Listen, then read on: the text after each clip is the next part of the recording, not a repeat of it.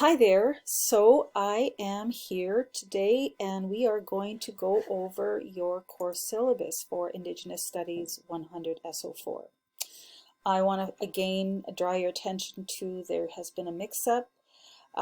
Yeah, it says the class is supposed to be from 12:30, but you said it will be at 1:30. No, I want to be very clear that this class was accidentally, or there was an error in registering this class in the UR system. It is not a scheduled class, and I hope that isn't a problem for some of you. It is clearly being registered as one as students are went into the virtual classroom. I went into it when I seen the picture for it, and yeah, so yeah, it's we have the links. I thought that it had been rectified. I thought that they had cleared it up, but clearly that it was still scheduled, and I wasn't there, and I have to apologize for that. I probably should have checked myself to make sure that that you wouldn't have been there.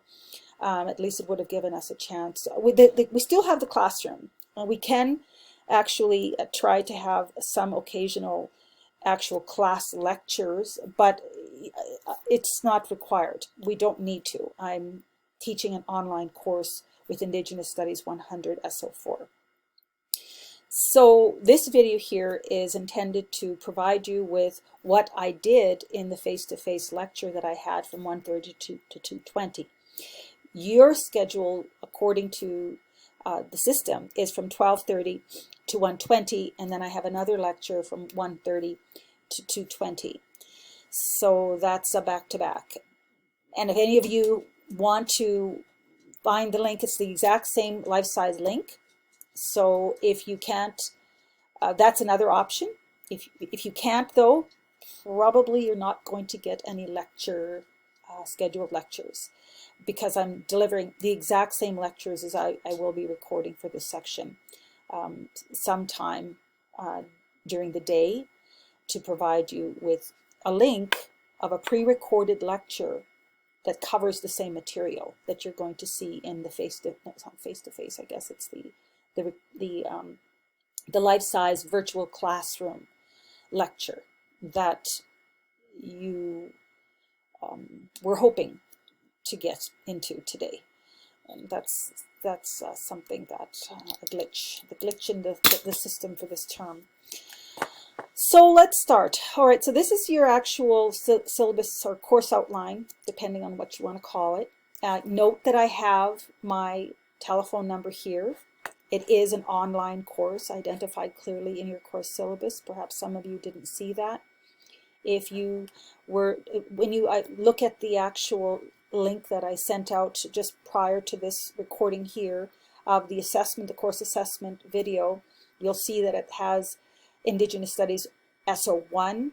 That is the lecture that is, and it's identified on the actual course syllabus in that video. You'll see as a scheduled time, and it has a days of the week, time of week. All right. So anyway, this is it here. Okay.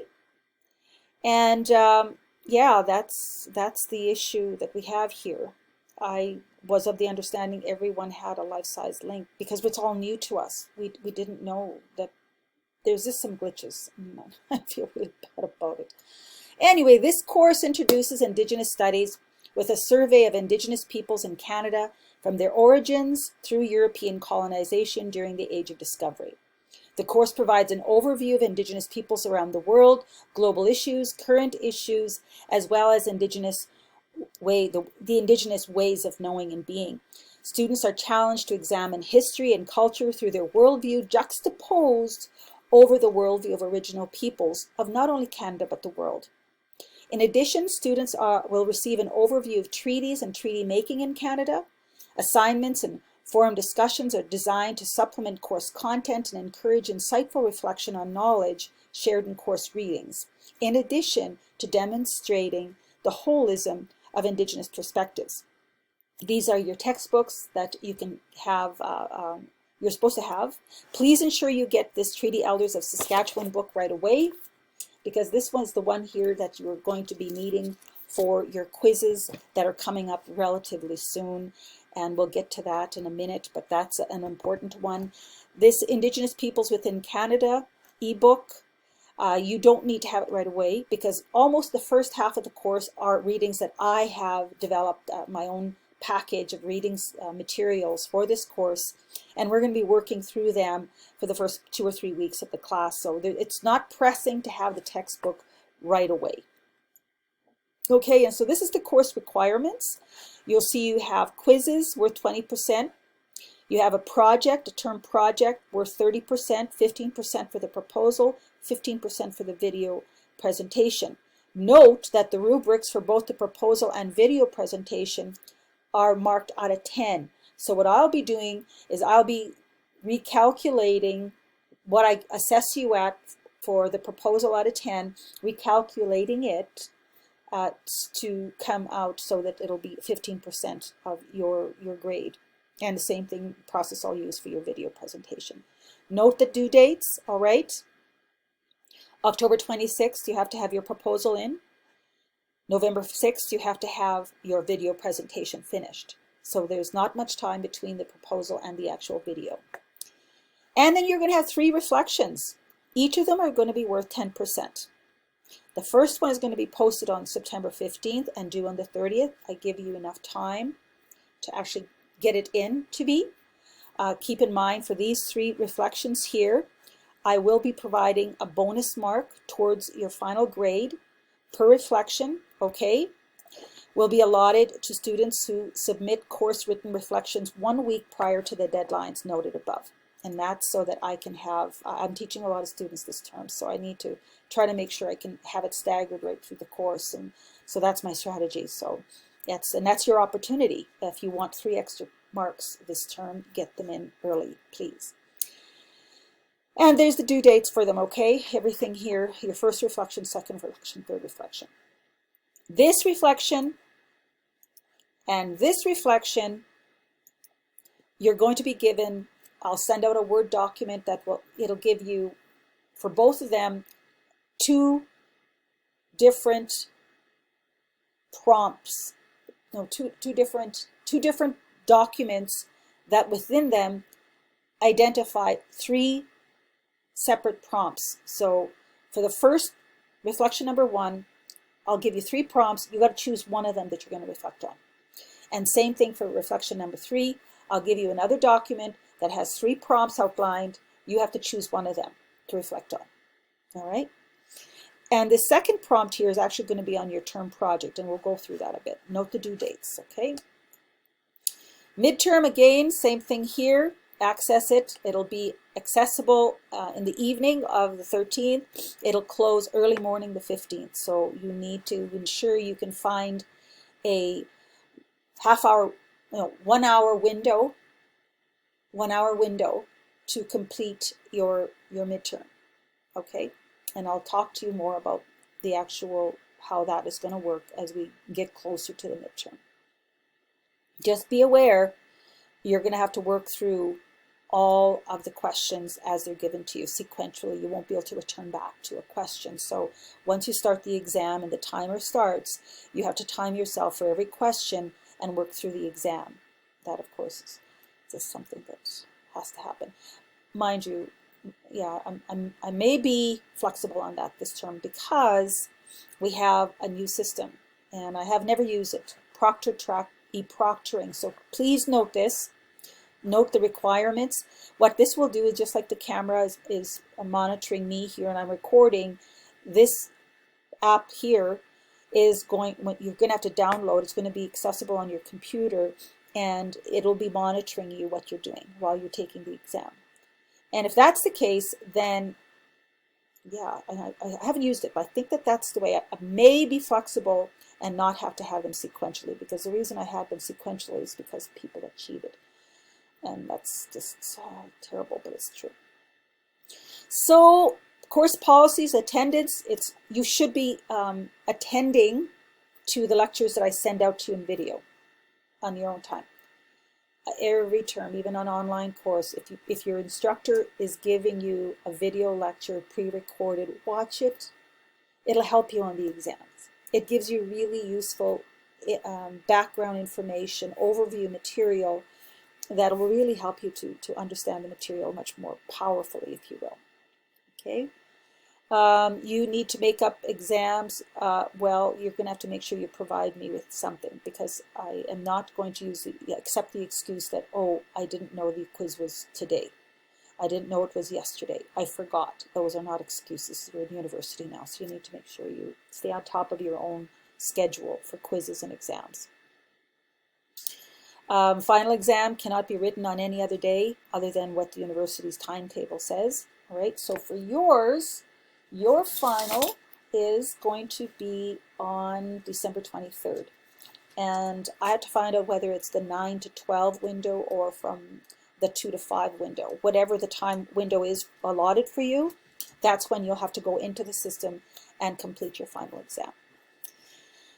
All reflection assignments for all three are required to respond to a given prompt, one prompt for them. Don't get mixed up when I send out that Word document with 3 prompts and give me 3 different answers to those 3 prompts.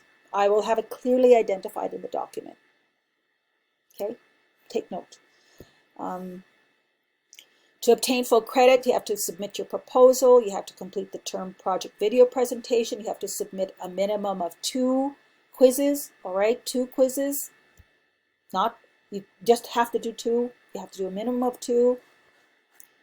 And of course, you have to have both the midterm and final exams completed.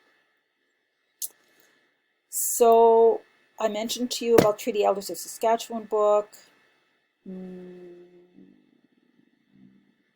And of course, the final is cumulative.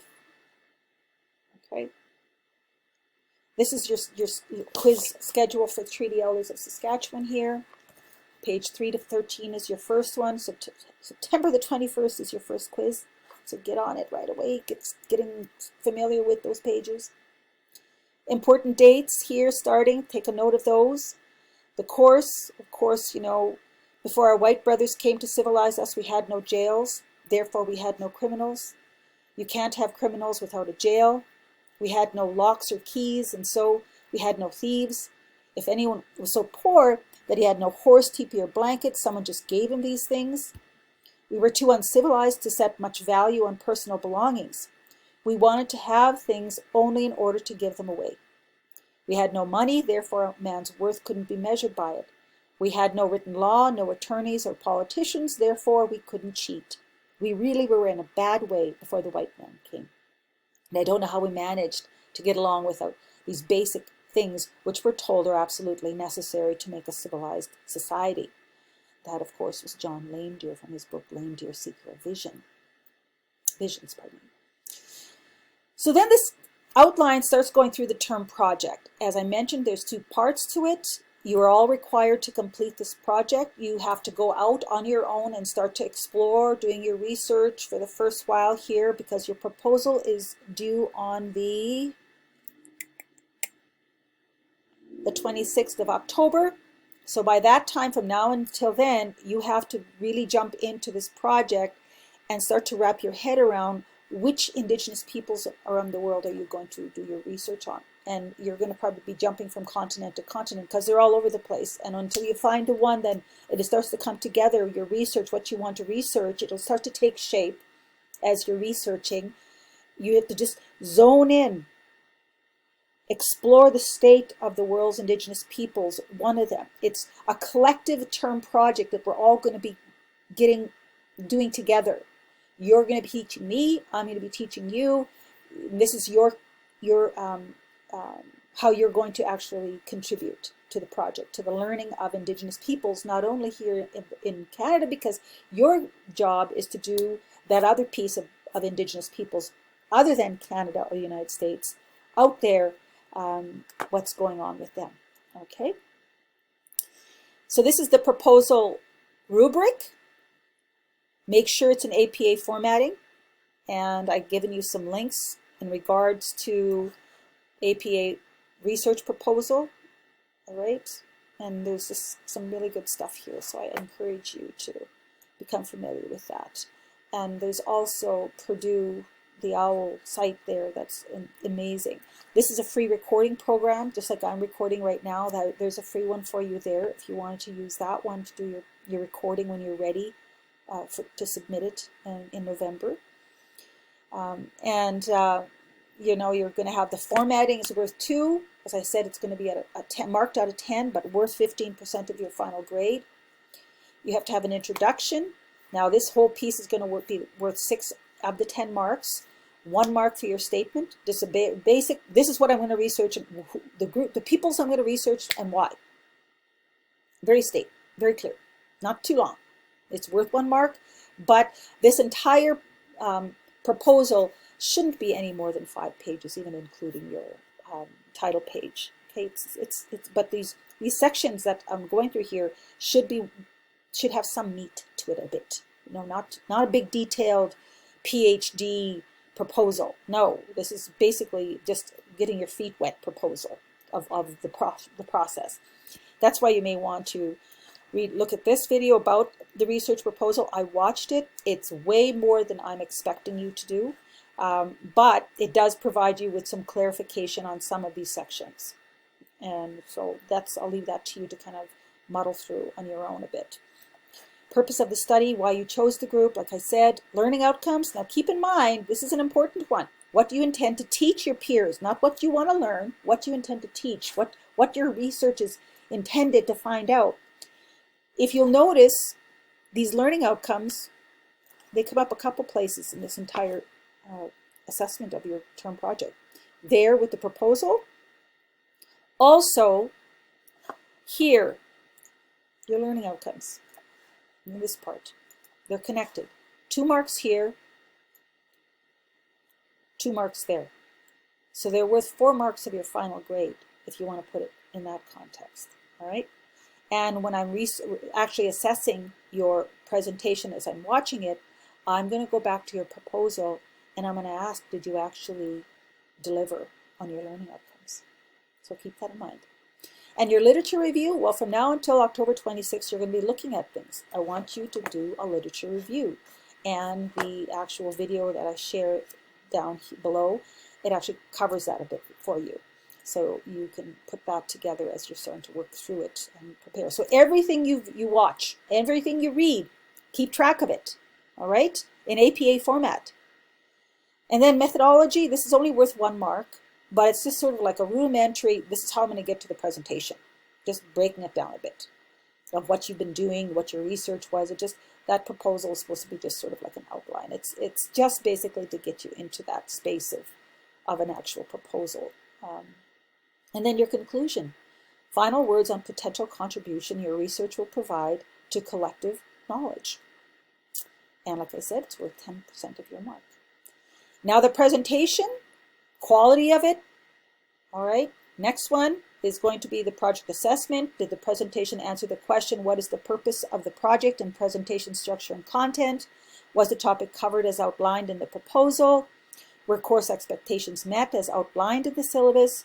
Did the project provide a learning experience that tied into the course material? Did the presentation demonstrate meaningful and thoughtful research? Did the project demonstrate meaningful connections to course material? So you should be engaging in that reflective process, if you will, going back from the course and talking to your peers. It should be like a collective, you know, this is what I'm learning from the course, this is what I did my research, and you're kind of trying to tie it together, if you will. And then new understandings and collective expression. This is an important one, so please review that course assessment video I sent out, because what this one does is what that video does is it really helps to clarify what I'm talking about when I ask for meaningful reflection and application of new knowledge. So now that you have this knowledge and you have this understanding, how can you apply it now? This is the thing. The Haudenosaunee call it the coming of one mind, and it's when the collective comes together and shares their understandings, doesn't argue about their points, doesn't debate their points and their position, but pre-contact, this mutual inquiry that people went through when they were going through problem solving or trying to figure out which direction they should be going from here, from to help the people, it was everybody coming together that wanted to speak and share their understanding, so that together the people could come to a better understanding of what it is that they need to do. And that is really an important part of this course, not only in the project, but in the course reflections that you're going to be grappling with these prompts. And this is an important piece, and that course assessment video really jumps into looking at a lot of this material. And I hope you take the time to watch that video. And maybe I'll just share a few things of it, just because it does provide. So this is it here. This is what you'll see. Oh, let's start at about 11 and a half, I think. So this will be on the pre-recorded already video. But just this one, I'm going to go to the actual rubric here. That's identified here. Yep. And I am going to be seeing whether or not you, for all these different areas, have covered it. 4 marks for your topic. Did you address the topic? The prompt. 4 marks out of 10. Writing quality. And that's basically just making sure if you're not strong in English, go to a writing clinic, get somebody else to sit with you before you submit things, because it's out of 3 out of the 10 marks you're going to impact your grade if you don't on the reflections. And so then, of course, this is why you really need to go to the video that I shared earlier, because this is where I go through the actual reflection rubric. And I don't want to make this video too long. I'm just directing you to this video here, and you'll see it. It'll be part of the assessment video. Let's see, I think there's a little bit more. I'm trying to get you to vision. You know, leadership. We're all leaders. We all should be leaders in the world around us, and knowledge is part of that. So once you have been gifted knowledge, you're grappling with the understanding of that knowledge, and then the process of reflecting, you should be able to engage in a meaningful visioning process about what you now see going on around you, what you see now in the future. Because if we don't know where we've come from, we don't know where we're going. If you don't have the full story of history, and that's why Indigenous studies is so powerful. It's like you're coming into an area, if you've never been exposed to some of this knowledge, you're going to see that you're probably going to be upset with your education up to this point, because it does really fail to give you the whole picture. And our elders are very adamant that if we don't know where we've come from, if we don't know who we are, where our history comes from, we don't know where we are right now, and we most certainly don't know where we're going. So the visioning process that I'm expecting to hear from you through this term is that understanding that you're grappling with that. You're grappling with the story, you're grappling with the knowledge, you're understanding base, how is it being impacted, and what do you now see.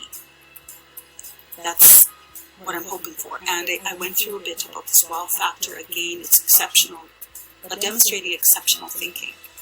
And I'm just going to quickly jump into the rubric here. This is as well as online. View our courses. It's available, this PowerPoint. Course marking rubric for reflections, all right? A teacher who is indeed wise and does not bid you to enter the house of his wisdom, but rather leads you to the threshold of your mind. That's Khalil Gibran said that. Very powerful statement. That's what teaching really should be. And unfortunately, we are in the Western academic state of learning today is rather, we don't do a good job of teaching or showing our students how to think by themselves. You can lead a horse to water, but you can't make him drink. And you can lead a human being to knowledge, but you can't make hamburgers. And that is that's on the assessment. It goes a little bit on more. So I encourage you to find the time to go through that. And the last few minutes here of this video, I am going to just kind of go through some of this other key stuff here. So this is the prompt for Indigenous Peoples of the World reflection assignment. So that's reflection number 2. You are required to watch 6 of your peer video research lectures, all right? And you are going to reference them in 1 reflection document, not 6, right? And APA formatting. So your challenge is you have to figure out how do you in-text citate, how do you make in-text citations of these videos, and what other material. It has to be an APA formatting, these reflections, all right? And so you need to go for the topic marks. You need to look at this prompt, okay, and ensure you're addressing quality. Make sure you're grappling with what your new understandings are, as Wendy was saying in that video I just shared. And then we go into the actual course modules. Here you have the actual chronological order we're going to be going through. As you can see, we're going to start with ways of knowing origins and life on the People's Island. That is going to be broken down into 4 topics. Module 2, understanding what colonization was and is today. That is going to be broken down into 4 topics. Module 3, stage 1 and 2 of colonization of the People's Island. Again, that is 4 topics, and each of these all have assigned readings. Number 4, module 4, Canada's nation building strategy and colonialism in Canada. Again, this one has 5 topics. And then the last one, current issues and course wrap-up. So that'll be really end. All right. And this last piece here is all on housekeeping. So I encourage you to go through that material because it deals with some really important stuff in terms of cell correspondence. Please tell me your name and your section number because I have a lot of students this term. Okay. And specialized accommodations, if you need that, please contact the Center for Student Accessibility. All right, that's the number there. And counseling, there's official confidential counseling available. I do believe that it's going to be through Zoom meetings right now, but it's still available, I believe. And then academic regulations as outlined in the undergraduate calendar. You need to be familiar with these. You're responsible for being familiar with them, not being told that you didn't know. That's not acceptable in the university community. The onus will be on you to understand what plagiarism is, what academic misconduct of any kind is, and to ensure that you follow the rules, okay? And yeah, welcome to the class. I'll say goodbye for now, and you'll see me soon. Sorry again for that mix-up. Bye.